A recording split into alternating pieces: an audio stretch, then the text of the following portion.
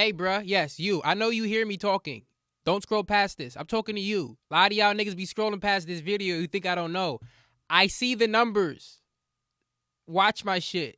Anyway, the fuck is up? This is, of course, the 16th episode of your very own reigning, defending. Is it undefeated? Yes. Is it undisputed? Yes. Most secret podcast in the fucking world. Excuse my language, mom.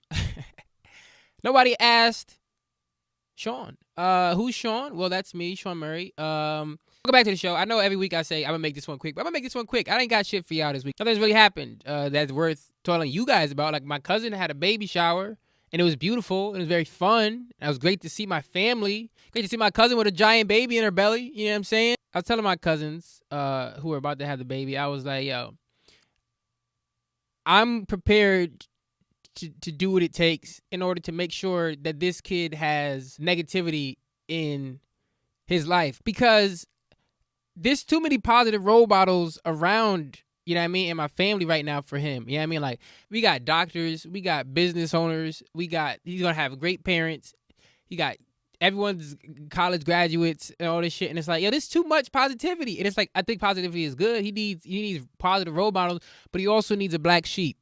I'm ready to be the black sheep. I told him, I said, look, I'm going to go to jail for scamming. And I want you guys to know I didn't do it for me. I did it for your child. I'm selfless. I want him to visit me in jail and be like, yo, you don't want this, nigga. You don't want this. I want the first time I meet him to be behind prison glass and just be like, yo, check this out.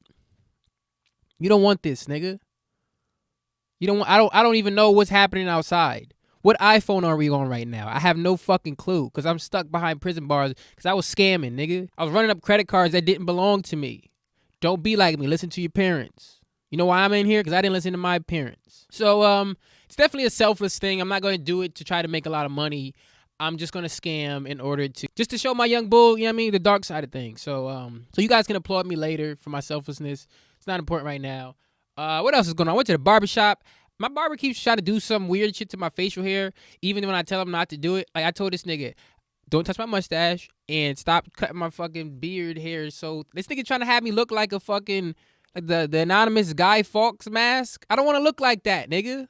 I don't want to look like vaguely French. You know what I'm saying? I'm trying to look like an African-American gentleman. Say, yo, give me a little taper. You know what I'm saying? Get rid of the sideburn shit. Don't touch the mustache. Goes through the cut, gives me the taper, takes off the sideburns.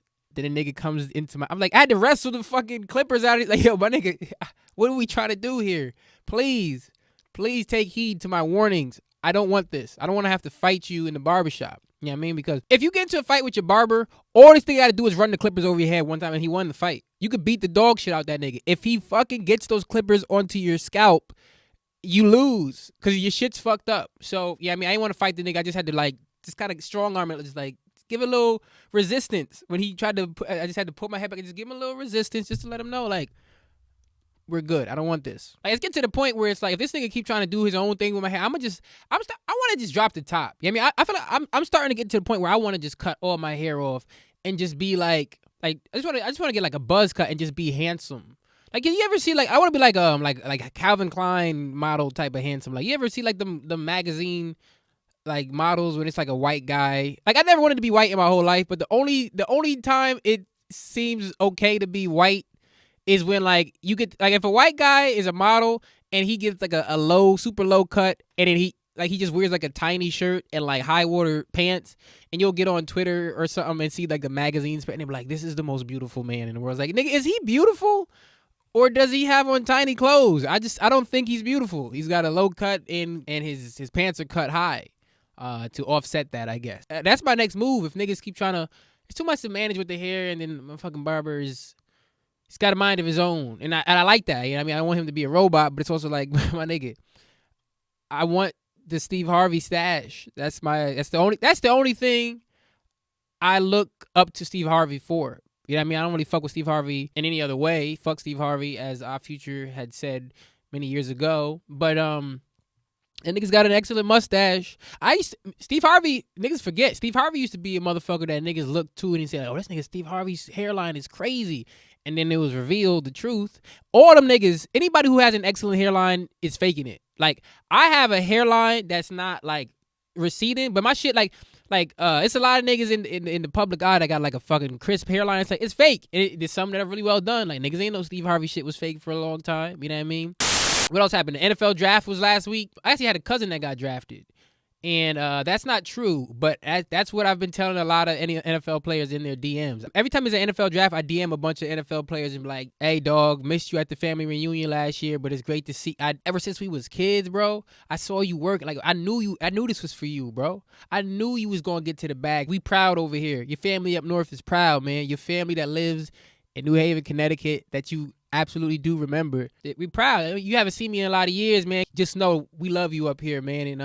And if you ever wanted to invest in a nail salon, man, I got some interesting ideas. It's not just the NFL either, all the drafts. I'm talking especially the MLB, NBA, and MLB, nigga. You gotta like anytime there's a draft, I look for any like draft prospects that have the last name Murray, and I'm like, I'm gonna keep an eye on you, nigga. When the time is right, if you go in the first 2 rounds, I will be in your DMs. You know what I'm saying? If your last name's Murray and you go in the first 2 rounds, I will be in those DMs, nigga. We gotta get to the bag, bro. We hurting out here. Like last year in the bubble, Jamal Murray was going crazy, nigga.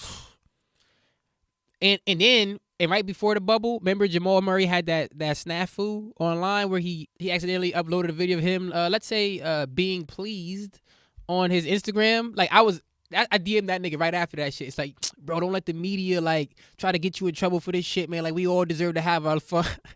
We all deserve to have our fun, man. It's like, this gonna blow over, man. You got to go crazy. You got to go crazy when the NBA resumes. And then he did.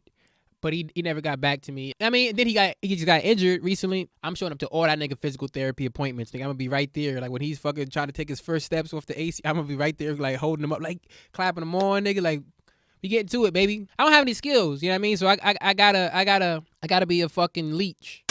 What else happened? The first All Lemons drop was this fucking past Monday, and I got my shit right here. Where my shit at? Got my shit right here, nigga. I got 2 of them shits, nigga. I'm about to run it up for my boy. Follow Lemon CT on Instagram. And you know what I mean? I think he sold out a lot of shit, but we still got some shit coming, and there's more coming. I'm so proud of my motherfucking best friend. That nigga about to run it up, bruh. You know what I mean? Niggas was fucking with it. Nigga sold out all his mediums in like 10 minutes, bruh. Still got some extra larges and larges, nigga. So if you are a robust lady or gentleman, hit that Instagram and fucking place an order, nigga. What else is up? Shit is rough out here, man. I'm trying to get a new job.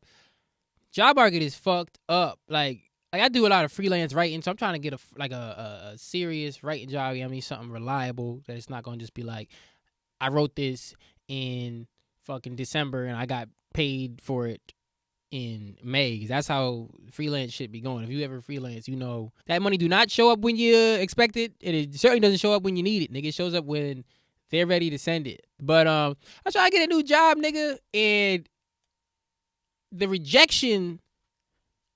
Every time you get rejected, you kind of like, okay, maybe I'm not qualified. That so you kind of drop yourself down to the next level of jobs. And I started out trying to get like writing jobs.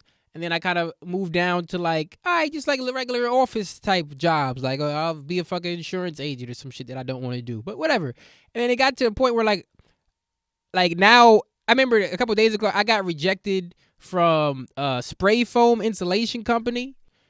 Y'all niggas don't think I could hold a hose, nigga? God damn. Niggas told me, yeah, we gonna move on to the next candidate who is better qualified to aim a nozzle. That shit hurts. Like, cause it's like, you know, when they say like reach for the stars, cause if you fall, you'll land on a cloud. Nigga, I landed in the basement. I reached for the stars and I didn't even land yet. I'm like Lil Nas X in that video. Like I'm just on the pole, just fucking rocketing down to hell. Still have not reached rock bottom. Niggas told me I can't spray foam in an attic. It's rough, man. I be on this shit talking, you know, being very self-deprecated.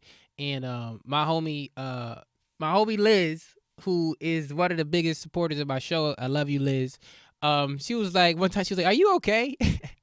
She was like, I know, you know, a lot of it is jokes, but sometimes you're on here and you say stuff. I'm just like, I hope he's okay. It's like, no, I am not okay. But I'm okay. But I'm not okay though. You know what I'm saying?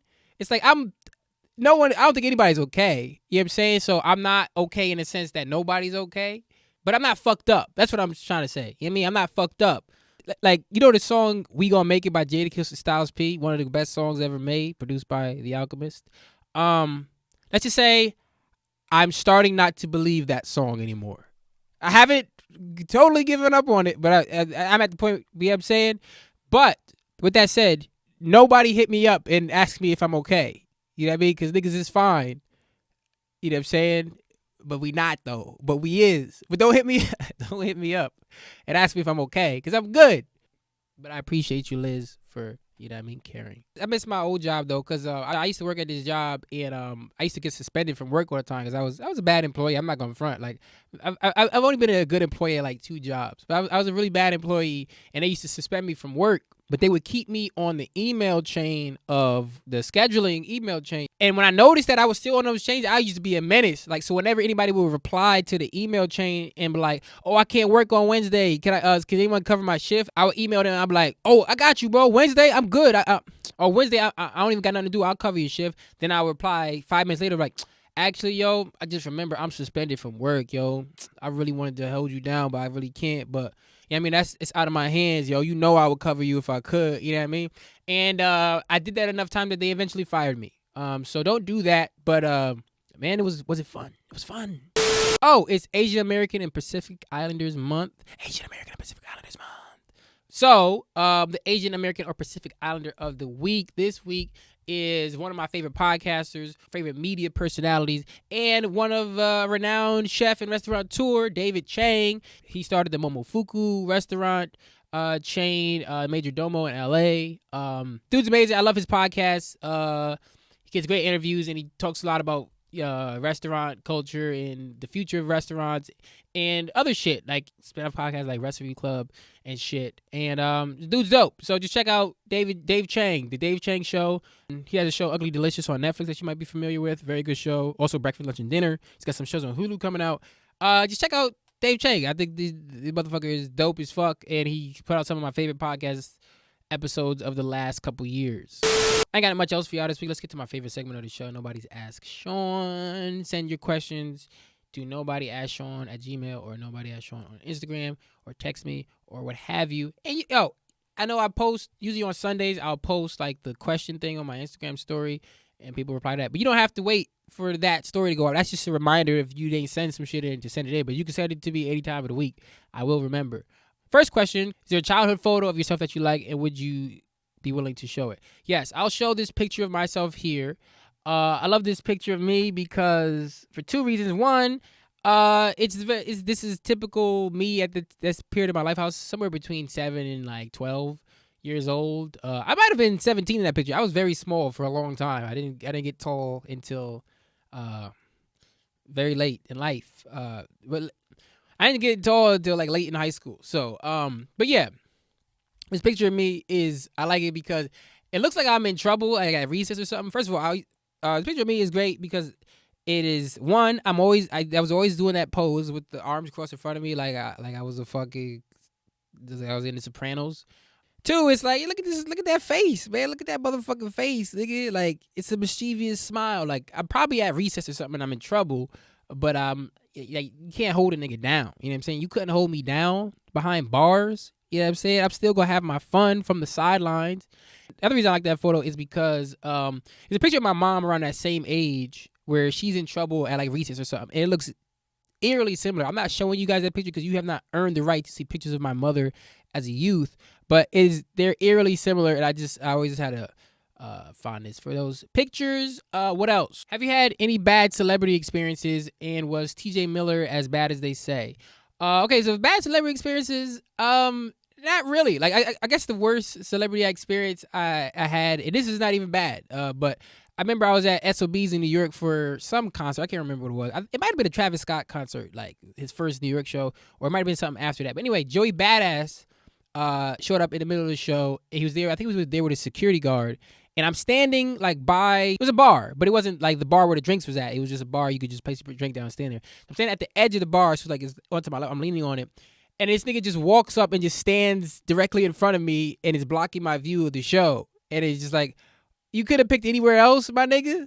I fuck with your music, but please exit the premises. But I ain't want to turn up on a nigga because it was a very big gentleman next to him. But that's probably the worst celebrity experience I've had. I think I've told this story before. I don't know if I told it on the podcast, but a funny celebrity experience I had is so after the sexual harassment allegations came out about Louis C.K., this was a couple weeks after that, and I'm walking in New York City. This is when I was like a PA. So I'm walking down the street, and I'm about to cross the street. So then I get to the corner, and from this direction, somebody walks up, and I look to my right, and it's Louis C.K. He's got a hat pulled down over his head. And like whenever I see somebody, I usually just say, "How's it going?" Just like reflexively. So I was like, "Oh, hey, how's it going?" But I think I knew how it was going. Like he had this nigga had his brim pulled very low, and he was just kind of like, I was like, yeah, I guess it's going about like that. And we just walked off. But I thought that was bad funny that this nigga was like, why would you ask me how it's going, nigga? Like, how dare you ask me how it's going at a time like this? But as for TJ Miller, me and my friend Dan Cowhite opened for TJ Miller in New Haven a couple years ago. It's still the biggest crowd I've ever performed in front of. And honestly, don't use this as like, this is anecdotal evidence. I'm not saying TJ Miller is or isn't a bad guy. I had a good set before his show, and he's talking to me, and he was like complimenting me on my set. He's like, I guess he was living in LA at the time. He's like, I'm moving to New York soon. If you ever need anything in New York, you let me know. So when I moved to New York, I hit him up, and I was like, yo, you think you could help me out get into any clubs? And he was like, I don't know, man. I just moved out here. And I never heard from him again. But that doesn't make him a scumbag. That just makes him busy, I guess. What is a better name for a wrestler? Coco Beware or Jimmy Superfly Snuka? Okay, so Superfly is a great name. This is just cool. You know what I mean? Superfly soundtrack is one of the greatest albums ever made. One of my favorites, at least. Shout out to Curtis Mayfield. Rest in peace. But Superfly is a cool name. But Jimmy Snuka as a name is not a cool name. Coco Beware. Nigga, he's warning you in his name. Beware, bro. That's a dope-ass name. Coco Beware wins. Superfly is dope, though. But if you just saying Jimmy Snuka, that could just be anybody. That could just be a mid-level bookie from fucking Cincinnati that he's not as fearsome as some other bookies, so you niggas be running up a lot of debt with him because he don't really got the muscle to really do anything about it. Teen Titans or Fantastic Four, which would you choose?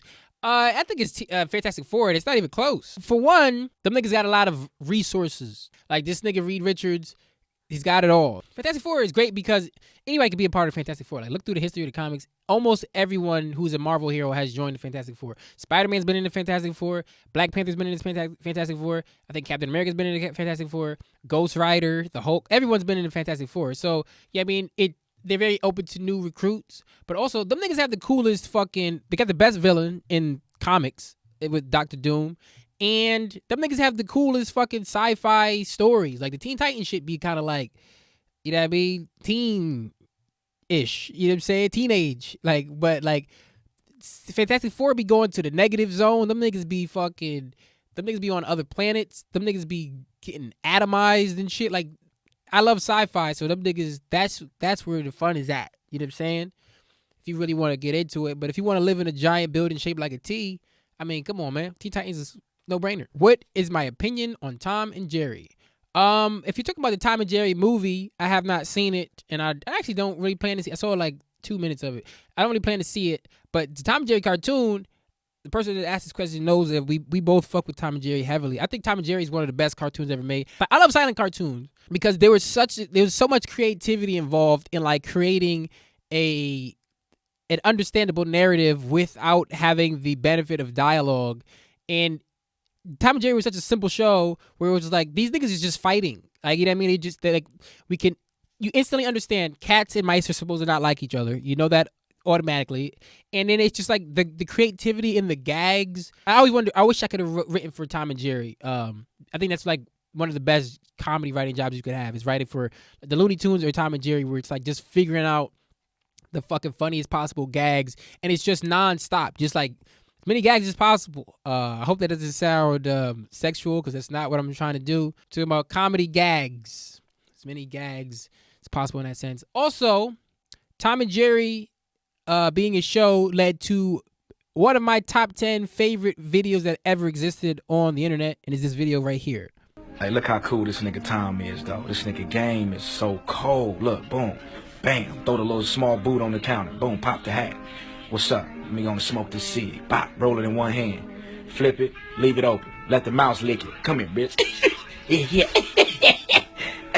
Boom, throw it in the air, pop it with the fire. Bow! Yeah, one pull, nigga. That motherfucker gone. I'm done with it. What's that? Howdy, bitch. Without Tom and Jerry, we wouldn't have that. And I love that on its own. Also, without Tom and Jerry, we wouldn't have Itchy and Scratchy from The Simpsons, which is also one of the best things that's ever happened to TV. So Tom and Jerry has created an incredible lineage of content, incredible lineage of humor, and where would we be without them? So shout out to Tom and Jerry. I love it. That's the last question for this week. I didn't get very many. Send in your questions if you want me to answer some shit. And it might end up being a topic. If it's a good enough question, I might just make it a part of the main thing. What else? Movie recommendation. So last week I recommended Porco Rosso. One of the great movies. If you haven't watched it yet, please watch it. It's a great movie. It's about a pig flying airplanes. How does it get? What's better than that? But that's directed by Hayao Miyazaki, and I wanted to talk about the first movie that Hayao Miyazaki directed.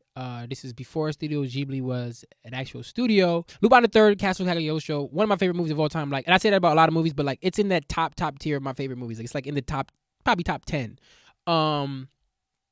It's such a fun, smart movie. Like, there's so many well designed action scenes. There's a lot of great humor. It's got an incredible soundtrack. It's a masterpiece. It's not really a successful animator in the business who wouldn't say that Hayao Miyazaki and specifically this movie didn't influence them. Like Steven Spielberg says that the Indiana Jones movies were influenced by Castle Cagliostro. Brad Bird, who did The Incredibles and Ratatouille and Mission Impossible Ghost Protocol, was influenced by the movie. It's an excellent movie, and it's fun. It's not very long. It's sharp, and it's I mean, Lupin is one of the great characters. That's the episode for this week. Like and subscribe and save and all the other shit. And I appreciate you for watching it. You know what I mean? I appreciate you for sharing it. I appreciate you for buying mugs. If you've bought a mug, if you haven't bought a mug, hey, check out the link in the Nobody Asked Shawn bio.